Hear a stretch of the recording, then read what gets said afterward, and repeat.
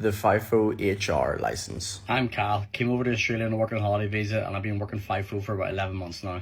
My page is all about helping you get into the FIFO industry, answering any questions or queries anybody has. So if that's something you're interested in, hit that follow button. Since it's definitely one of the things I get asked about quite a lot. So I thought, explain what it is, explain the process of getting it, explain what you do like actually on the day and all the ins and outs of it. HR stands for heavy rigid, and that pretty much gives you the ability to drive anything over the size of a van. So yeah, dump trucks, water carts, honestly any kind of operating role that you're going to want to get, they're going to ask you to have your HR license. So yeah, I'd definitely advise getting it. HR license does cost me a bit of money, but like it sort of sets you apart from everybody else who like doesn't want to pay the money. So employers see you've got that, you're serious about getting the job. There's a couple of different places you can do it, so it doesn't really matter where you get it done, to be fair. They're all the same. I done mine through Ray McCain's driving school. I did the Synchromesh one, and it cost me $1,400, which is about fucking 750 quid or something.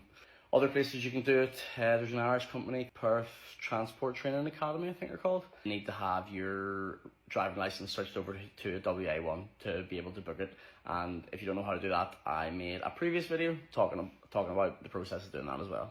So once you have your test booked, whatever company you're doing it with, doing it through will send you loads of documents, and it's all about like stopping distances and turning circles and braking and all the components in the truck and all that kind of shit. I've never even been in a lorry before, like even doing this. So if you have like zero experience in driving lorries or whatever, I was exactly the same. The process on the day, you'll bring in your written stuff, go through all that. He'll talk you through all the components of the lorry. Then he'll get in and you'll be in the passenger seat, and he'll just sort of be taking you around like the route and talking through what he's doing and talking about like the width and where he's lining up his mirrors and his wheels and all that kind of shit.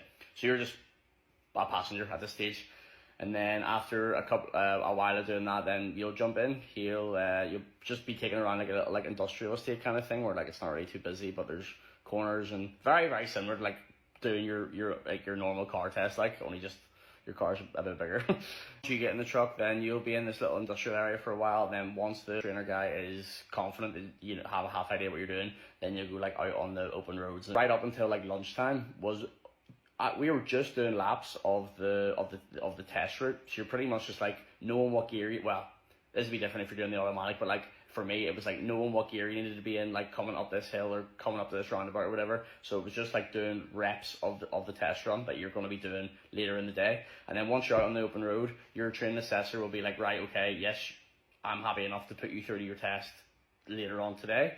But if you're like taking a bit longer to pick it up or like not gelling with it as well, you'll maybe have to like come back a different day to do your test, because the test was at like, I think it was at like 2:30 or something. And by that point, you'd have, I think I went around the test route probably like 7 or 8 times. Like your trainer assessor will switch out with like your actual like assessor, and you'll be a bit more nervous, and yeah, he'll be in, he'll not really chat much, and it'll be like as if you're doing your car test.